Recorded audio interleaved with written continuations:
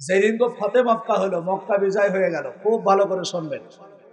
ওই দিন কো হযরত ওমর আবু সুফিয়ানের গলা ধরে লুটাইছে, এমনি ভাবে চেপে ধরছে।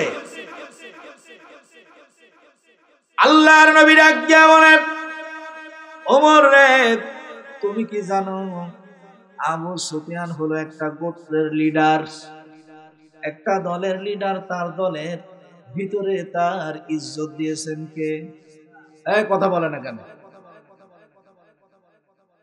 সে হতে পারে বেদুইন, হতে পারে কাফের, কিন্তু সে তার দলের লিডার ছিল, তার দলের লোকের কাছে সম্মান তার ছিল, সম্মান দিয়েছেন কে? সুতরাং তুমি তার কলার ঝেঁকিয়ে তুমি তাকে করে কোন রকম ছোট করতে পারো না। সুতরাং যে যেমন লোক, তার সম্মান, তার ইজ্জত আমরা দেয়া শিখবো ইনশাআল্লাহ। আল মুসলিমু মান সালিমাল মুসলিমুনা মিন লিসানিহি ওয়া ইয়াহদি। প্রকৃতি মুসলমান তো ওই ব্যক্তি যেই ব্যক্তির হাত এবং মুখ দ্বারা অপর মুসলমান নিরাপদ থাকে। কথা বোঝেননি মনে হয়? প্রকৃতি মুসলমান ওই ব্যক্তি যার মুখ এবং হাত দ্বারা অপর মুসলমান কি। আপনি এমন মুসলমান যে রাস্তা দিয়ে হেঁটে যাচ্ছেন, মানুষজন আপনার দেখলেই মনে মনে চিন্তা করে ছাতা ঝামেলা মলি বাস্তাম, তার মানে আপনার ভাষা ভালো নাই। কথা ঠিক কিনা? আপনার আচরণ ভালো নয়, আপনি এত খারাপ যে আপনি কথায় কথায় মানুষের গায়ে হাত তোলেন। এটা ইসলাম সাপোর্ট, জোরে বলেন, করে না। আল ইসলামু দীনুস সালাম ওয়া রাহমা। ইসলাম হলো শান্তিপূর্ণ প্রিয় একটা ধর্ম, জোরে বলেন ঠিক কিনা? এর ভিতরে কোনো ঝুট ঝামেলা নাই। শুধুমাত্র কেবলমাত্র আমাদের কিছু সংখ্যক মানুষের কারণে এই সমস্যাগুলি হয়ে যাচ্ছে। কথা ঠিক কিনা? আরো জোরে বলেন ঠিক কিনা? সম্মানিত উপস্থিতি, আমি কি করব তা তো আপনাদের জানা। হ্যাঁ, আমি মায়ের পকেট, আপনাদের তা জানা আছে, কিন্তু একটু ওয়াজ শোনাই, কিছু কথা বলে তারপরেও কাজ করবো ইনশাল্লাহ, নাকি বলেন? তাহলে আমি আপনাদের সামনে কোরআন আল কারিমের দুটি আয়াত পড়েছি একটি সূরা থেকে। এই সূরাটার নাম কি বলেন তো? মুমতাজ ভাই চলে এসেছেন, দেখেছেন মাইকি ঠেলা যাই শুনছে। ভাই ভাই একটু আগে আসেন, ভাই ভাই চেহারা না দেখলে ভাল লাগে না, আসেন। তাহলে আমি কোরআন আল কারিমের একটি সূরা থেকে দুইটি আয়াত পড়েছি। এই সূরাটা আপনারা শুনেছেন কি মন দিয়ে? খেয়াল নেই, তার কারণ বাড়ির কাজ করে জিনিসের কথা মানুষের মনে থাকে না। 3 জায়গায় পীরগিরি চলে না। কয় জায়গায়? জোরে বলেন, কয় জায়গায়? আমি গতকাল আমার মাহফিল যেখানে ছিল, আমার গ্রাম থেকে একটা গ্রাম পরে, তা আমি ওইখানে বললাম যে 3 জায়গায় পীরগিরি চলে না। কয় জায়গায়? আপনারা জানেন সেই জায়গাটা কি? এই ওয়াজ আমি কোনোদিন করিনি, তার কারণ আমি তো ওই এক এলাকার থেকে এসে আরেক এলাকায় ছিলাম। এই কারণে আমি এই যত বড় মাপের হুজুরে এইখানেই হই, ওই এলাকায় তত বড় মাপের কথা বলে না। পীর মানে না গাই, আর পীর মানে না মাই, আর পীর মানে না বাড়ির বয়ে নাই। কথা ঠিক বললাম না ভুল বললাম? আমি যত বড় মাপের হুজুর হই না, কারণ মাওলানা ইকরামুল হক বেলালী নিহালপুরি লেখা থাকে আমি পীর আছি সারা বাংলাদেশে, কিন্তু নিহালপুরি গ্রামের মানুষ কত পীরের ইজ্জত। পীর মানে না গাই, মানে গ্রামের লোকে পীর মানে না মাই। আমার মা কোনোদিন বলবে না মৌলানা সাহেব আসেন ভাত খাইয়ে নেন, ভাই ভাত আছে খাইয়ে নে। কথা ঠিক কিনা? আপনি যত বড় মাপের বক্তা হন না কেন, পীর হন না কেন, সব পীর সব বক্তা কিন্তু এক জায়গায় কাবো। জায়গাটার নাম কি আপনারা বলেন? খাদ্যমন্ত্রী। কথা ঠিক কিনা? ঠিক আছে না? এবার অন্তরের কান দিয়ে একটু শোনেন। আমি আপনাদের সামনে একটি সূরার দুইটা আয়াত পড়েছি। সূরাটা হলো কোরআন আল কারিমের 1 নম্বর সূরা, প্রথম সূরা। সূরাটার নাম হলো সূরাতুল ফাতিহা। আলহামদুলিল্লাহি রাব্বিল আলামিন আর রহমানির রহিম। কখন পড়ে ফেলেছি খুতবার মধ্যে, জনগণ টের পায়নি, যেহেতু বাড়ির কাজ করে সূরা। কথা বোঝেননি? এই সূরাটার ভিতরে আল্লাহ রাব্বুল আলামিন 7টার মতো আয়াত নাজিল করে দিয়েছেন। হাত নাড়াবো যখন আল্লাহু আকবার বলবেন তখন রাজি আছেন তো ইনশাআল্লাহ। আল্লাহ রব্বুল আলামিন বলেন এই সূরাটা আমি রব্বুল আলামিন নাজিল করে দিয়েছি মক্কায়। গোটা কোরআন আল কারীমের ভিতরে আল্লাহ রব্বুল আলামিন 114টার মতো সূরা নাজিল করে দিয়েছেন। 86টি সূরা নাজিল হয়েছে মক্কায় আর 28টা সূরা নাজিল হয়েছে মদিনায়। জোরে বলেন ঠিক কিনা? তাহলে এই সূরাটা নাজিল কোথায়? মক্কায়। কোথায়? আয়াত কয়টা? 7টা। এখন আমি সার সংক্ষিপ্ত ভাবে বলতেছি। সূরাটার নাম কি? সূরাতুল ফাতিহা। এই সূরাটার নাম কি? সূরা। এই সূরাটার আরো একটা নাম আছে। এই সূরাটার নাম হলো সূরাতুশ শিফা। আল্লাহু আকবার। হাত নাড়াবো যখন আল্লাহু আকবার বলবেন তখন রাজি আছেন তো ইনশাআল্লাহ? এই সূরাটার আরো একটা নাম আছে। এই সূরাটার আরেকটা নাম হলো সূরাতুল উম্মুল কুরআন। এই সূরাটার নাম হলো কোরআনের মা। এই সূরাটার আরেকটা নাম আছে সূরাতুস সালাত। আল্লাহু আকবার। যাই হোক আমি ওদিকে যাব না, সংক্ষিপ্তভাবে বলতে চাই আল্লাহ রব্বুল আলামিন বলেন এই সূরাটার আরেকটা নাম হলো সূরা শিফা। কি নাম? মানে শিফার অর্থ কি? আরোগ্য। আরোগ্য। শিফার আরেক নাম কি? আরোগ্য মানে মুক্তি লাভ করা। আল্লাহ রব্বুল আলামিন বলেন আলহামদুলিল্লাহি রাব্বিল আলামিন।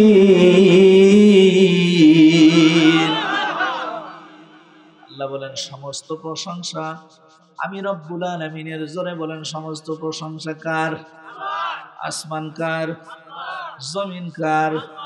চাঁদ কার? সূর্য কার? লৌহ কার? কলম কার? সব কিছু যদি আল্লাহর হয়, এখন বলেন তো দেখি হুকুম চলবে কার? আসতে বলেন হুকুম কার চলবে? এই কথাটা দীর্ঘদিন পর্যন্ত বোঝাইতে যে বন্ধু এই গোটা বাংলাদেশের ভিতরে শব্দ আসছে একটা দুটো হুজুর ধর সকাল বিকাল নাস্তা কর। ঠিক কিনা? ওই রাস্তা দিয়ে যদি গাড়ি যায় দড়িয়ে যেয়ে যদি ওই গাড়ি ধরে ফেলায় বলবে হুজুর নোকের বাড়ি খেয়ে ঠ্যাঙে এত জোর হয়েছে ধরে ফেলবে। আর যদি ধরতে না পারি বলবে হুজুর নোকের বাড়ি খেয়ে খেয়ে ঠ্যাং কুইন্দে কইরে যে ধরতে পারল না। বলবে না? এতদিন তো যা বলতে বলতে এখন আবার কোনো না কোনো দলের মানুষ বলছে এরা হইলো ধর্ম ব্যবসায়ী। ঠিক কিনা? এখন আপনারা বুকে হাত দিয়ে বলেন আচ্ছা আমি কি এখানে যখন ছিলাম তখন ওয়াজ করতাম? এই কথা বলেন। নামাজ পড়তাম, মাদ্রাসায় পড়াতাম, ইমামতি করতাম। তাহলে এখনো কখনো করতাম, এখনো করি। আর এখন তো কিছু কিছু লোক আসরের নামাজ 4-5 জায়গায় পড়ে ফেলছে। আচ্ছা বলেন তো দেখি ধর্ম ব্যবসায়ী আমরা না যারা বুঝেছি ওরা? বুঝতে পেরেছি। আমার বন্ধুরা খুব ভালো করে শোনেন, অন্তরের কান লাগায় শোনেন মুসলমানেরা। সমস্ত প্রশংসা কার? কেন আল্লাহর? এবার তাফসীর শুরু হয়ে গেল। বলেন তো দেখি হাতের তালুর চামড়া শক্ত না জিহ্বা বেশি শক্ত? বিবেক দিয়ে খাটিয়ে বলবেন। জিহ্বা বেশি শক্ত না হাতের চামড়া বেশি শক্ত? বুঝে বললেন, আন্দাজে বলবেন না। বলছে হাতের চামড়া শক্ত বেশি না জিহ্বার চামড়া শক্ত বেশি? হাতের চামড়া শক্ত বেশি।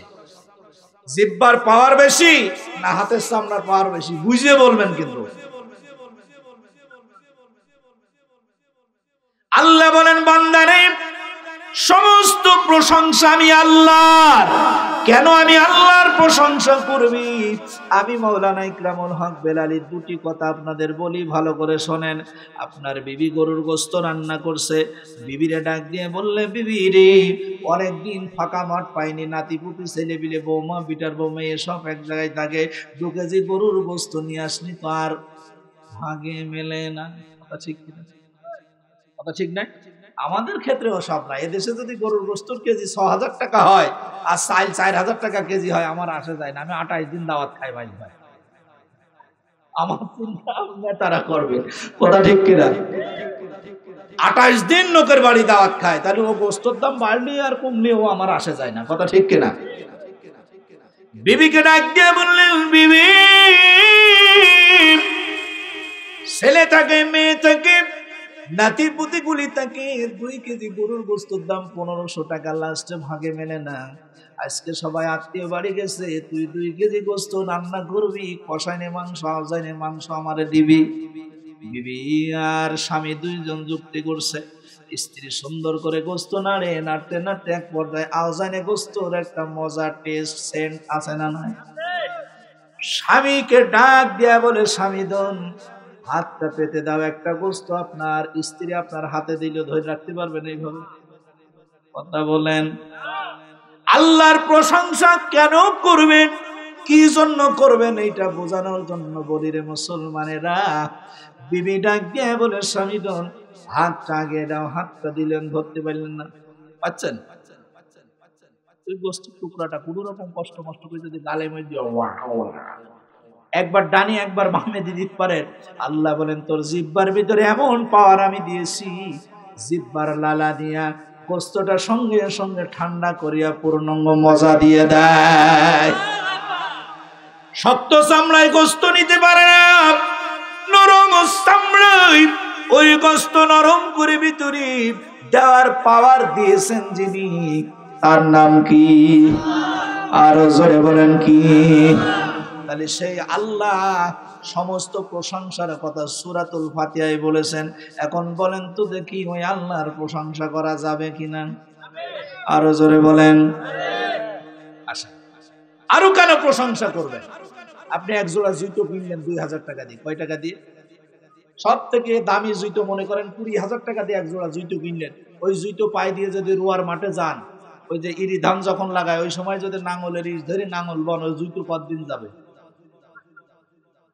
4-5 দিন যাবে। কথা ঠিক কিনা? তারপর কি হবে? জুতো খুইতো হয়ে যাবে। কথা ঠিক কিনা? আসেন খুব ভালো করে। আল্লাহ বলছে, আলহামদুলিল্লাহি রাব্বিল আলামিন, সমস্ত প্রশংসা আমি আল্লাহর, যে আল্লাহ তাআলা এহ জগৎ এবং পরজগৎ বানালাম। জোরে বলুন সুবহানাল্লাহ। তাহলে 20,000 টাকা দিয়ে জুতো বানাইলেন, জুতো বানানোর পরে সেই জুতো 4-5 দিন দুয়ার মাঠে পাই দিলি, ও আর পাই দিয়া। জোরে বলেন। আল্লাহ রাব্বুল আলামিন বলে, বান্দারে 20,000 টাকা দিয়ে জুতা বানাইয়া 10-15 দিনের ভিতরে জুতো একবারে উদ্ধার হয়ে গেল। আমি রব্বুল আলামিন তোর পায়ের নিচে এমন স্কিন লাগায় দিলাম, যত বয়স বাড়ে তোর পায়ের স্কিনের কদর তত বাড়ে। যার বয়স যত বেশি তার পা তালু তত বেশি শক্ত। কথা ঠিক কিনা? এক জোড়া জুতা 15 দিনে 20 দিনে 2 মাস 6 মাসে ক্ষয় হয়ে যায়। আল্লাহ বলে, বান্দারে তোর জন্মের পর থেকে তোর পায়ের তালু নামক একটা স্কিন দিয়ে দিলাম। এই স্কিনের বয়স তোর বয়স যত বেড়ে যায়, আমি রব্বুল আলামিন তোর পায়ের চামড়া তত শক্ত বানায় দিই। তার প্রমাণ কি শোন। চৈত্র খরা নিতে পাকা রাস্তায় হাঁটলি, রোয়ার মাঠের ভিতরে চলে গেলি, জুতোটা যত তাড়াতাড়ি ক্ষয় হয়ে গেল, তোর পায়ের তলা যদি ক্ষয় হওয়া শুরু হতো 50-60 বছরে, বলেন তো দেখি পা ক্ষয়া হইতে হইতে একবারে মুখের মাথায় আসছো কিনা? এসেছেন আর আমি আছে। আল্লাহ বলে, বান্দা 1 থেকে শুরু করে 70-80-90 বছর পর্যন্ত তোর চামড়া অক্ষত রেখে দিয়ে আমি আল্লাহ তিলে তিলে শক্ত করে দিলাম। এই পৃথিবীর ভিতরে হাঁটা চলার ক্ষমতা দিয়ে দিল যিনি, তার নাম কি? এই জন্য সে আল্লাহ বলেন, আলহামদুলিল্লাহি রাব্বিল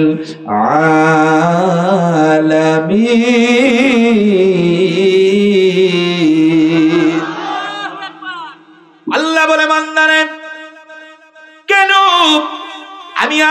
প্রশংসা করবি, কেন আমি আল্লাহর শুকরিয়া আদায় করবি, কেন আমি আল্লাহর হুকুম চালাবি, কেন আমি আল্লাহর আইন চালাবি। একটু ভালো করে শোন।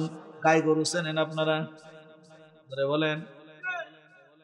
গাই গরু যখন দুগ্ধ দহন করা হয়, মানে গোয়াল উঠানা থাকে, ঠিক করে রাখে যে 2 কেজি 1 কেজি দুধ ও নেবে, সব লিস্ট করা থাকে না, থাকে কিনা? তো প্রতিদিন আমার বাড়ি একটা লোক 2 কেজি দুধ নেবে।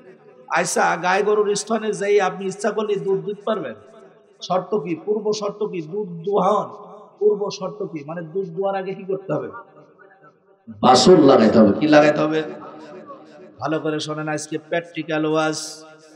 বন্ধুরা রে আমার, আল্লাহ রাব্বুল আলামিন বলে, বান্দা রে, ওই গাবি গরুর দুগ্ধ বান্দা ইচ্ছা করলে দহন করতে পারবে না, বরং গরুর দুধটা বাছুর দিয়ে নিচে নামানো লাগে। জোরে বলেন ঠিক কিনা? আচ্ছা, গরুর বাছুরটা যখন ওর মায়ের স্থানের ভিতরে দুগ্ধ টানে, আস্তে আস্তে আস্তে আস্তে দুগ্ধটা বাটের নিচে চলে আসে, একবারে কাছে চলে আসে। ওই সময় যদি গরুটাকে বলা হয়, মানে বাছুর গরুটাকে টিয়া পাখি ময়না জানের জান সোনা ভালোবাসি আদর করি যত্ন করি, তোর মার প্রতিদিন চারা নিয়েছি খাওয়াই, ও গরুর বাছুর চ তুই আমার সাথে চল। ও বলবে ঠিক আছে চলেন যাই। যাবে? কি করবে? গরুর বাছুরটা ডাক দিয়ে বলে, মালিক, আমি এই ভরা দুপুর বেলায় সকাল থেকে পর্যন্ত আমাকে বেঁধে রেখেছো। বলেন বেঁধে রাখে কিনা? রাখে কেন? সব দুধ খেয়ে ফেলবে। বাছুরটা বলে, মালিক, সকাল থেকে দুপুর পর্যন্ত বেঁধে রেখেছো, অনেক পিপাসা অনেক ক্ষুধা আমার ভিতরে আছে। মালিক রে, আমি আমার মায়ের দুগ্ধ খেয়ে এখন আমার উদার ভরে নাই, আমি যাব না। জোরে টান দেয় না আসতে দেয়? বাছুরটা টানে মায়ের দিকে, মালিক টানে গাছের দিকে। কথা ঠিক কিনা? পরিশেষে মালিকের স্ত্রী ডাক দেয়া বলে, স্বামী গো, এই গরু একা একা আমি টেকাল দিতে পারলাম না, তুমি এই যে স্বামী আর স্ত্রী দুইজন পায়ের সঙ্গে মাটিটা কইসে ধরে টান দিয়ে গরু বাঁধে। জোরে বলেন, আরো জোরে। গরুটা যখন বেঁধে দেয়, এই ছোট বাছুর গরুটা মায়ের চেহারার দিকে তাকায়, মাও তো এই দিকে তাকায়। এও হাম্বা হাম্বা করে, ও হাম্বা হাম্বা করে, এ হাম্বা হাম্বা করে বোঝাই, ও মা, আমার এখনো তৃষ্ণা নিবারণ হয়নি, এখনো আমার পেটের ক্ষুধা যায় নাই, এমন পাষণ্ড হৃদয়ের মালিকের কাছে আমারে পাঠায় দিচ্ছ, আমার মায়ের দুগ্ধ আমারে খেতে দিল না। মা ডাক দিয়া বলে, বেটা রে, টেনশন করবি নে, পৃথিবীর কোনো গোয়ালিনী নাই আমি গাভী গরুর স্তনের পূর্ণাঙ্গ দুধ নিংড়িয়ে দহন করতে পারে। পারবে? বলেন। বাছুরটা ডাক দিয়ে বলে, মালিক, ও মালিক, তোমার কাছে বিচার দিলাম, আমি তো আমার মায়ের দুধ খাচ্ছিলাম, ওদের কোনো ক্ষতি করি নাই। মালিক রে, দয়া করে মায়া করে বিচার করো। মালিক ডাক দিয়া বলে, গরুর বাছুরের টেনশন করিও না, তোর মায়ের দুধ ওরা খাবে, তোর মায়ের গামলা গার চামড়া দিয়ে ওরা জুতা বানাবে, তোর মায়ের গোশত ওরা খাবে, তোর মায়ের হাড্ডি দিয়ে চিরুনি বানাবে, তোর মায়ের সর্বাঙ্গ প্রত্যঙ্গ পুরি বান্দায় আমার ব্যবহার করবে। শুধুমাত্র কেবলমাত্র একবার বান্দাই বলবে আলহামদুলিল্লাহ। তাফসীরে কিতাবের ভিতরে লেখেন, আল্লাহ ডাক দিয়ে বলে, রে কসুর বাসুর, তোর সঙ্গে যত বিয়াদবি করেছে, তোর মায়ের সঙ্গে যত বিয়াদবি করেছে, তোর মায়ের গোশত খাইছে, তোর মায়ের গায়ের চামড়া দিয়ে বান্দায় জুতা বানাইছে, তোর মায়ের গায়ের হাড় দিয়ে বান্দায় চিরুনি বানাইছে, এগুলা ব্যবহার করার পরে শুধুমাত্র কেবলমাত্র একবার বান্দায় বলছে, আমার সাথে বলেন, আলহামদুলিল্লাহি রাব্বিল আলামিন। আল্লাহ রাব্বুল আলামিন বলে, তোর মায়ের সঙ্গে যতটা অন্যায় করেছে, তোর সঙ্গে যতটা অন্যায় করেছে তার বিনিময়ে শুধুমাত্র কেবলমাত্র বান্দা একবার আমি আল্লাহর প্রশংসা করবে, আমি আল্লাহ রব্বুল আলামিন বান্দার সমস্ত অত্যাচার সমস্ত অন্যায়গুলি আমি আল্লাহ নিজ হস্তে ক্ষমা করে দিব। তাহলে সব কিছু ক্ষমা করে দেন যিনি, তার নাম কি? আসতে বলেন, আরো জোরে। জোর হলো না? তালে তালে। পিছনের মানুষের ব্যাটারি ফিউজ মতো হয়ে গেছে। একটু জিকির করেন লা ইলাহা। আর আমার দিকে একটু আগে আসেন, আগান আগান আগান। সম্মানিত ভাইরা, আমি আপনাদেরকে কলিজা দিয়ে ভালোবাসি। গাংনী থানার মানুষদের আমি ভুলিনি, ভরাট তিরাইল দুল্লুপুরের মাটি ও মানুষকে আমি ভালোবাসি। আসেন আসেন, আমি আপনাদের ভালোবাসতে পারি, আপনারা কেন ভালোবাসবেন না বলেন? আসেন লা ইলাহা। আগান আগান। হ্যাঁ, নবীর প্রেমিকেরা প্রেম তো ও মরে না, প্রেম করেছে মুসা নবী, তোর পাহাড়ে গেছে হেনসলি গো। ওরে পাহাড় জ্বলে সুরমা হলো তবু মুসা জ্বলল না, প্রেম তো ও মরে না। লা ইলাহা। জোরে জোরে লা, আরো জোরে লা ইলাহা। লা ইলাহা।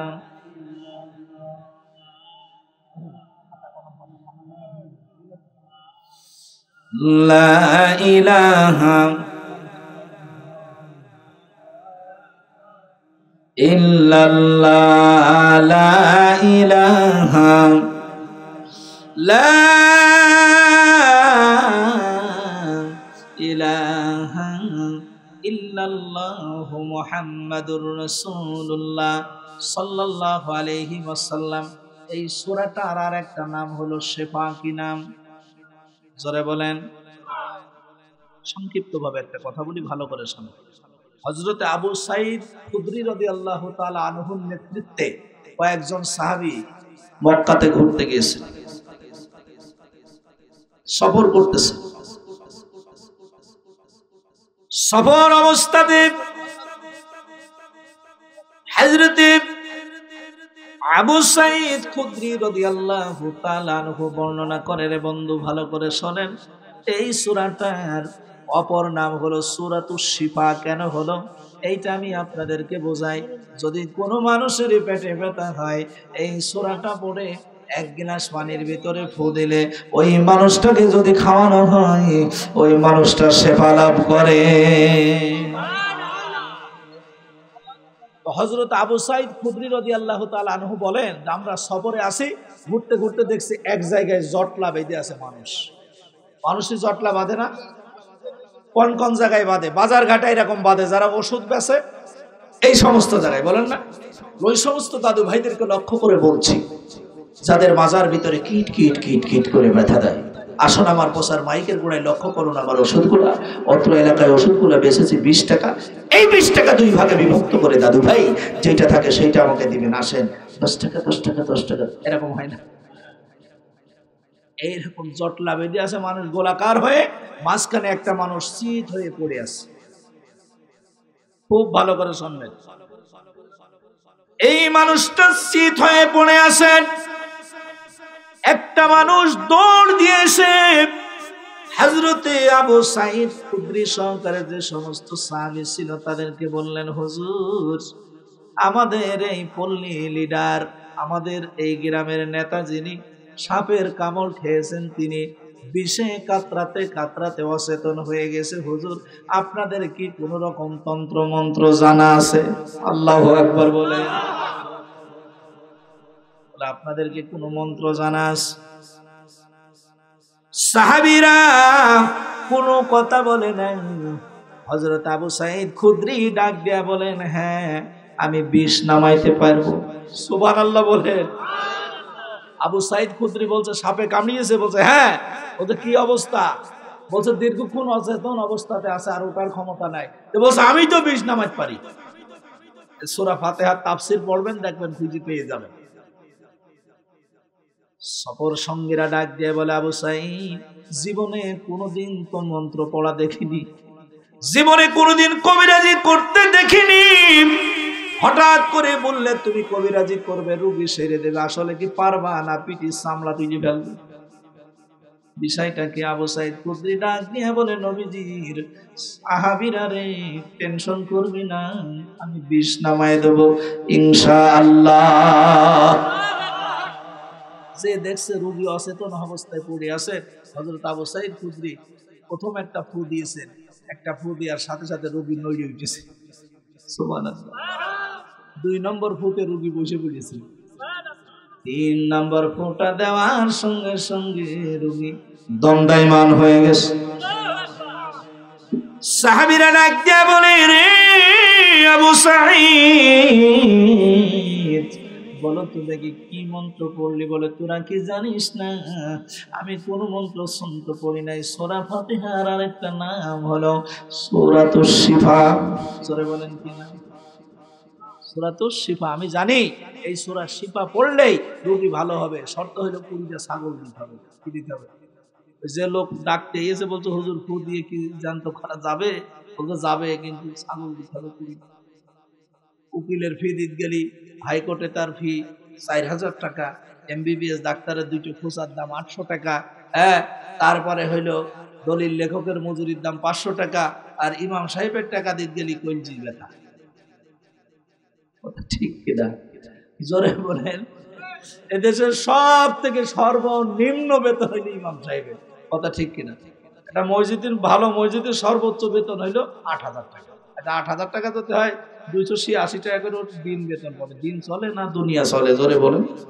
তাও আবার হুজুর 17 বন্ধ পাঞ্জাবি গায়ে দেয়, একবারে ক্যালেন্ডার করা, পাশ দিয়ে হেঁটে গেলি ফ্যাক ফ্যাক করে বাসনা বেড়ায়। এটা দেয় কিনা? জোরে বলেন। হালালে বরকত আছে না নাই? জোরে বলেন আছে না নাই? কুকুরি বাচ্চা বেশি তোলে না ছাগলে বাচ্চা বেশি তোলে? সত্যি করে বলবেন। হ্যাঁ, এই হিসাব নিকাশ করে কার্তিক মাসের পরে যে অগ্রহণ পৌষ মাঘ ফাল্গুন মাস পর্যন্ত যেয়ে কুকুরের বাচ্চা বেশি থাকে না ছাগলের বাচ্চা বেশি থাকে? খালি বোঝা গেল হালালে বরকত আছে। জোরে বলেন ঠিক কিনা? একটা কুকুরি 6টা 7টা বাচ্চা তুলছে। গ্রামে যদি 10টা কুকুর থাকে 3 10 7 10 70টা বাচ্চা তুলছে। ও পৌষ মাঘ মাস যাইতে তো বাচ্চা কিছু থাকে না, কি একটা থাকে। আর একটা ছাগলে প্রতি বছরে একটা করে বাচ্চা দেয়। একটা ধাড়ি ছাগল থাকলে দেখা যায় ওই ছাগল দিয়ে বাচ্চা হতে বছর 3 4 5 করে বিশাল বড় ছাগলে। তাহলে এটা দ্বারা বোঝা গেল যে হালালের ভিতরে কি আছে। সাহাবীরা ডাক দিয়ে বলে, ওগো আবু সাঈদ বলো তো দেখি কি মন্ত্র পড়লেন, কি মন্ত্র পড়লেন? আবু সাঈদ খুদরি ডাক দিয়ে বলে, সাহাবীরা রে, কোরআনুল কারীমের সূরাতুল ফাতিহার আরেকটা নাম হলো শিফা, মানে আরোগ্য। 20 পানি হবে। আমি কোনো কিছু জানি না, তন্ত্র মন্ত্র কিছু বুঝি না। আমি প্রথম ফুতে পড়েছি আলহামদুলিল্লাহি রাব্বিল